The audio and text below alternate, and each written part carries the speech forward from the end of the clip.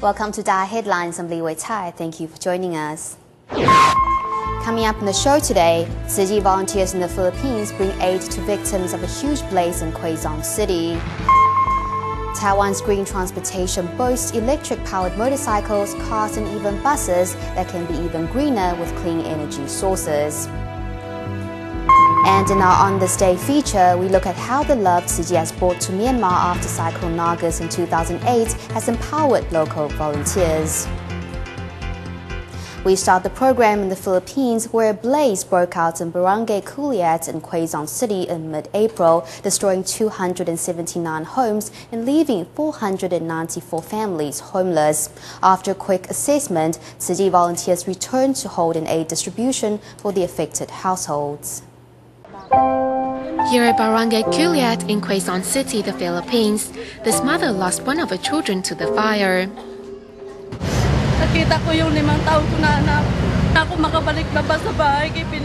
There was a fire at our door, but I couldn't hear the voice of my children. I tried to get inside, but they wouldn't let me. My heart aches thinking about how my one-year-old child struggled before he died in the blaze. Josephine breaks down in tears thinking about how her child struggled before passing on. Some residents even injured themselves trying to escape the fire, but are thankful to be alive. Nahatid ko na siya doon. Naka-ano na yung apoy, malakas na. When we were about to leave, the fire was burning rapidly and we were trapped. The only thing we could do was climb the wall and jump down. That's why I have these cuts and bruises on my hands and feet. 494 families are left homeless, and the fire victims were left feeling hopeless and helpless until Tzu Chi volunteers showed up. Every time a fire disaster occurs, Tzu Chi is always the first to arrive with help. The love and support from the volunteers are a great sense of comfort for one of the victims who is currently pregnant.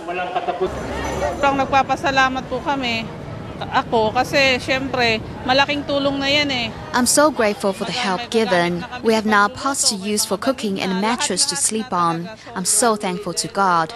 Because of you, we have these items for our daily use. It would be too expensive for us to buy them. Thank you. To the volunteers' surprise, many residents still generously donate what they can to help those suffering from Japan's disasters. Rebuilding their lives may be difficult, but residents all know they will not be alone on the path to recovery.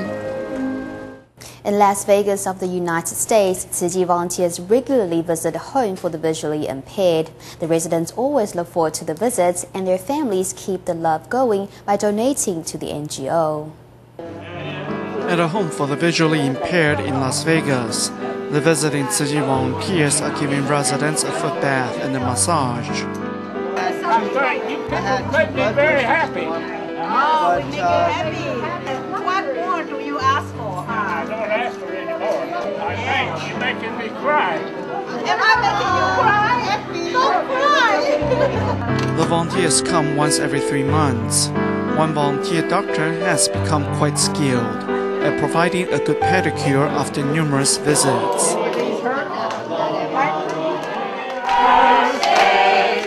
The volunteers also take the opportunity to celebrate residents' birthdays. To reciprocate, residents' family give volunteers the bamboo coin banks they have adopted to continue the relay of love.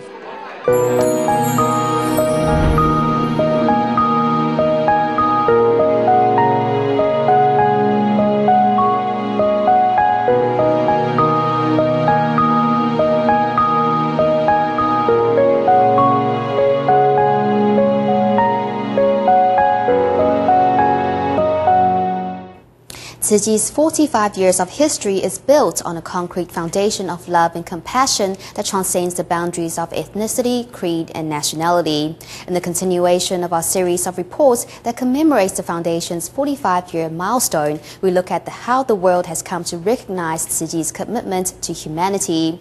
The United Nations, Time Magazine, and the Philippines House of Representatives are just some of the organizations that have commended Tzu Chi for its service work. However, Master Zheng Yan reminds us us all that the honor goes to all the Tzu Chi volunteers whose passion and selflessness have made this global phenomenon a solid reality.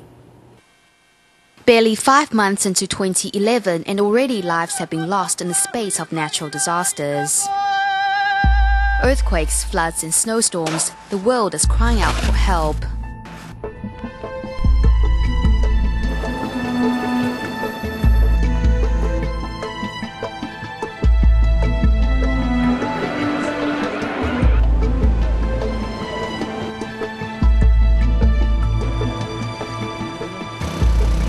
The mandatory blue and white uniforms for easy identification and uniformity may have blurred each Tzu Chi volunteer's individuality at face value, but the selflessness is the essence of service work when every volunteer humbles him or herself to a bigger whole.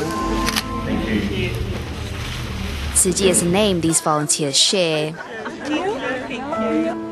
In the aftermath of Typhoon Kutsana, which ripped through the Philippines in 2009, what was an emergency relief operation by Tzu Chi extended into a project to rebuild the city of Marikina. Led by volunteers, throughout the city, typhoon survivors began incorporating recycling into their daily lives. And after 17 years of charity commitment in the country, in February 2011, Tzu Chi's work was formally commended by the House of Representatives.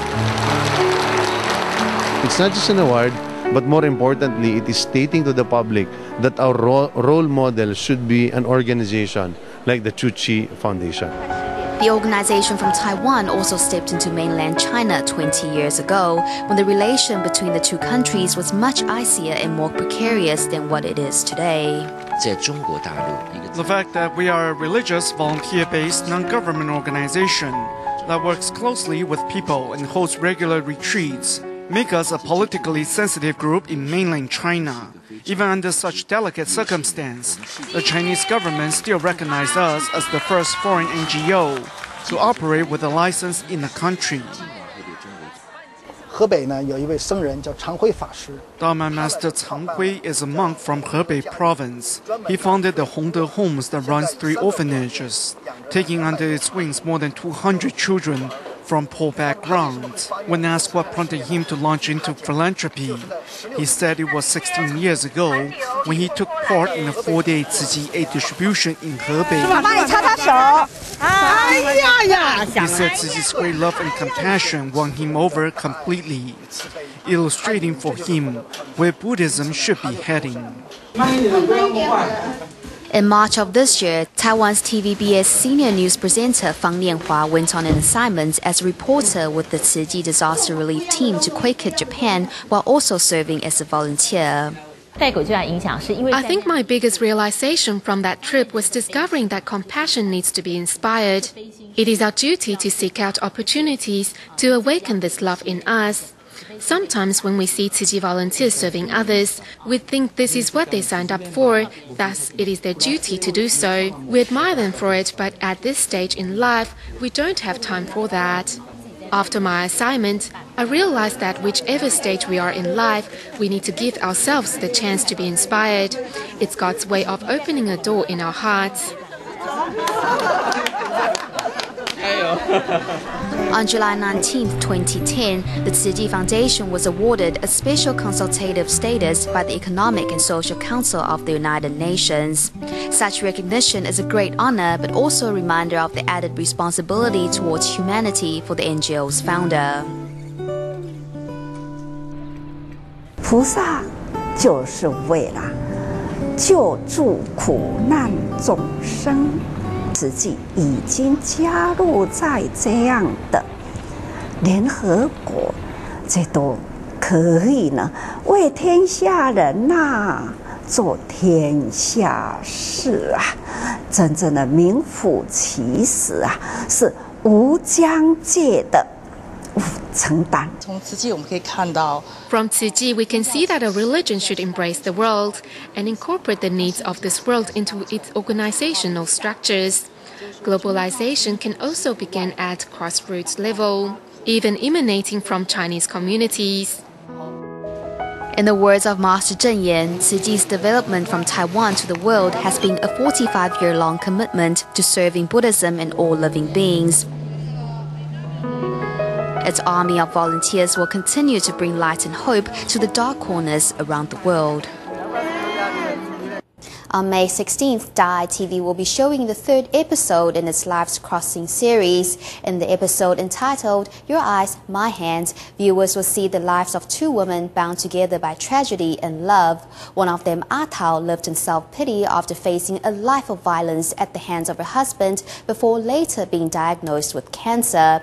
The other, Achu, although blind, maintained an open and cheerful state of mind and became a source of spiritual comfort for Atao. The two women now live together and helping each other every day, as well as helping others around them. Let's take a look. I'll give you whatever is left of my life. I'm only worried about my sister, Azu. What is the connection that binds these two grandmas who are spending their golden years living together? Atao, let me tell you, you have to train me in doing daily chores so I can take care of you. Atao was 69 years old when she was diagnosed with cancer. It was misery after misery for Atao, who suffered domestic abuse during her marriage. She fled her abusive husband at 50, only to have her daughter pass away due to sickness soon after. A nurse, Atao got to know the blind Atsu and was mesmerized by Atsu's optimism and open-mindedness, which was a startling contrast to Atao's constant self-pity. We're like two peas in a pod. She's my eyes and I her hand. Your Eyes, My Hands, set to show on May 16th, will bring Dai viewers these two remarkable women's unbreakable friendship. In 2008, the two used their savings and donated a car to the Myanmar Tzu Chi hospital for home visitations. Sister Yen said that the car that they used to visit care families was really old. It was then I decided to do it.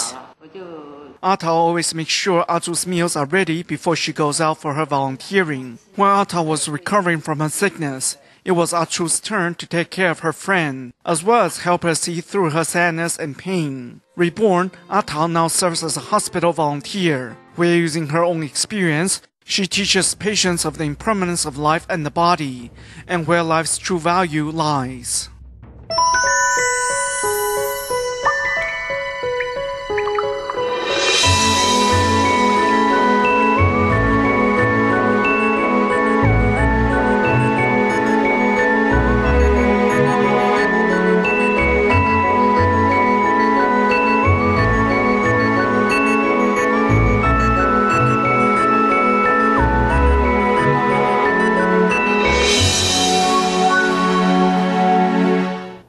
When it comes to emission-free transportation, most people have heard of electric motorcycles and cars, but did you know that Taiwan has developed an electric-powered bus? In the final installment of our series of features on clean transportation in Taiwan, we find out more about the quiet and clean bus that runs on 4 huge batteries. We also ask the important question of whether electric vehicles really help cut emissions.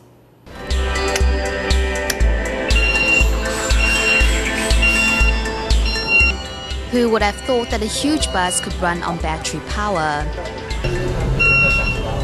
Strange but true, this public bus is powered by electricity alone and gives a very smooth ride as well. I'm on the electric bus now, and if you want to know what it's like, the first thing, like many electric vehicles, is its quietness, and it's very steady. You see my hands. I'm not holding on to anything, but I can stand up. Stable and silent, the bus is pretty steady even when it corners, and there is no smell of diesel inside.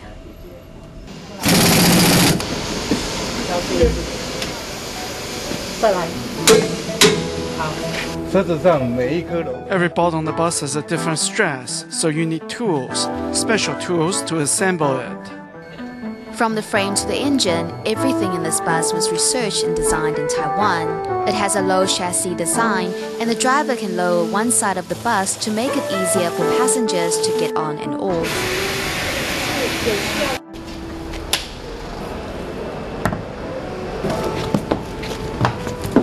But the key feature is these 4 lithium batteries. It uses lithium batteries, which have passed RoHS standards and do not pollute the environment at all. Most importantly, they have a life of 10 years. Although one battery weighs 300 kilograms, it can still be switched. And this is the exchange and recharging machine.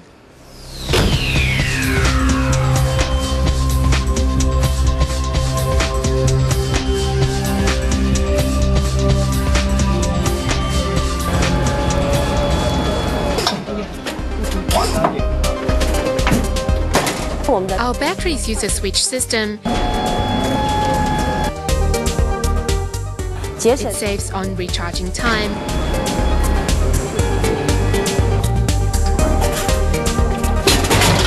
Every time you switch batteries, it only takes 6 to 10 minutes to do one bus and get back on the road.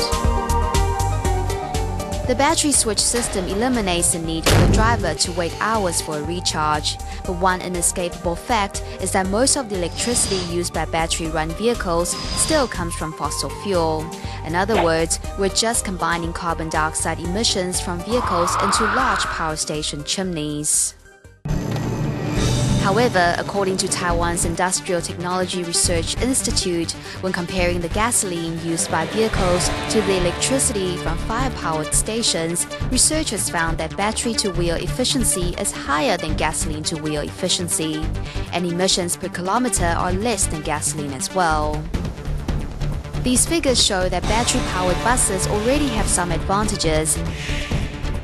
And if the electricity can come from solar, wind and other clean energy sources, then our children could soon be enjoying a low-carbon future.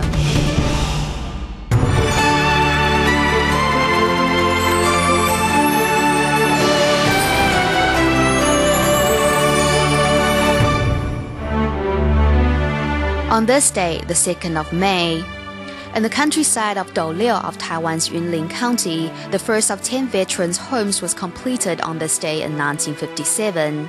Then Veterans Affairs Chief Commissioner Jiang Jingguo, who would later become President of Taiwan, attended the inauguration ceremony. The home provided residence for 1,000 people. All 10 homes were built with funding from the United States. The first highway in Taiwan, MacArthur Thruway, was opened to traffic on this day in 1964. The toll road connected Taipei and Keelung with the United States financing the construction. The highway was named after General Douglas MacArthur, who played a prominent role in the Pacific Theater during World War II and was an eternal friend of free China. After releasing political dissident Nelson Mandela from captivity earlier in February of 1990, then South African President Frederick Willem de Klerk and members of his National Party met with Nelson Mandela and members of African National Congress in Cape Town to begin full-scale negotiations on ending the country's political conflict and racial segregation. In 1993, de Klerk and Mandela together won the year's Nobel Peace Prize for their work in promoting racial harmony and laying the foundations for a new democratic South Africa. With winds over 190 kilometers per hour, Cyclone Nargis made landfall in Myanmar on this day in 2008. Waves over 3.6 meters were carried 40 kilometers inland by the powerful winds. The cyclone was the worst natural disaster in the recorded history of the country. The United States estimated the death toll to be at least 100,000, while more than 24 million people's lives were affected. Local Taiwanese businessmen immediately provided relief items to the victims. Eventually, Tzu Chi was also authorized by the Myanmar government to carry out disaster relief. Tzu Chi would also later hold free clinics, provide quality rice seeds to farmers, and build schools in the country.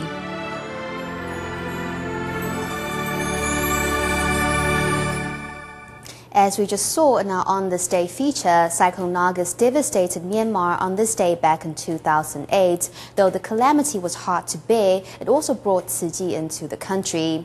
Now, Master Zheng Yin has many devoted disciples committed to serving Tzu Chi's missions in the country.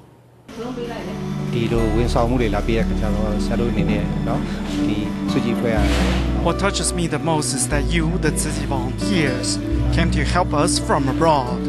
As a Burmese, I should also do my part to help my people. 那见到上人，我就心里非常激动， I was very emotional after meeting Master Zeng Yan. I even told the master that I vowed to translate Jinsi aphorisms into Burmese. A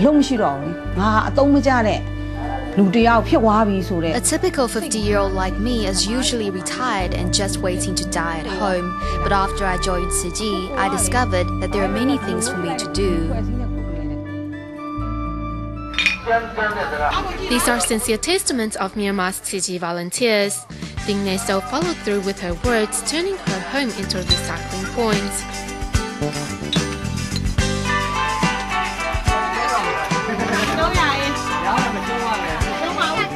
Promoting environmental conservation in Yangon takes more than simply action. People must know the cause they serve. In a muggy little room, housewives patiently sit together and learn more about our environment despite being drenched in sweat. Starting next month, I will bring my recyclables from home to sort here.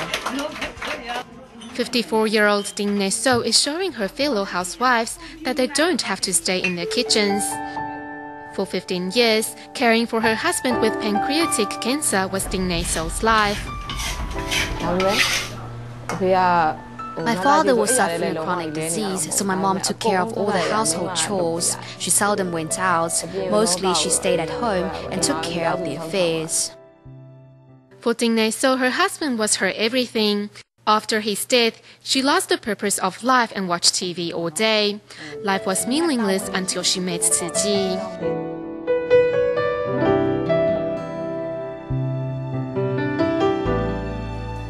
Now I contribute my free time to a higher cause by serving as a volunteer.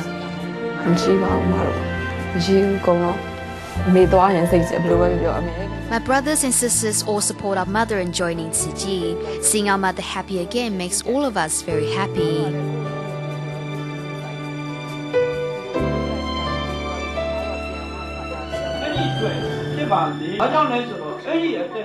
In the Southeastern Asian country, Master Zeng Yan already has many devoted disciples committed to Tzu Chi's work.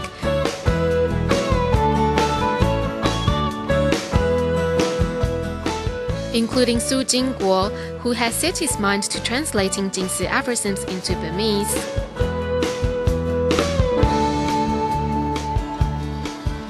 "57-year-old Dr. Ding Ma-Te has some 20 years of experience. Whenever there's a Tzu Chi free clinic, she's there to volunteer. Dr. Ding also puts Jinsi aphorisms into practice.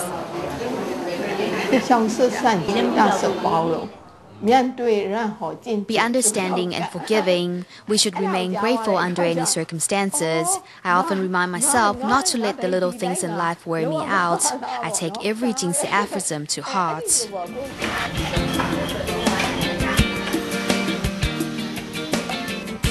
It has now been more than 3 years since Tzu Chi first set foot in Myanmar after Cyclone Nagas. Volunteers continue to serve and empower Burmese in need and to continue the cycle of love. We end the show in Myanmar, where Tzu Chi volunteers prepared presents for care recipients to wish them a happy Songkran festival. Thank you for watching Dai Headlines. Goodbye.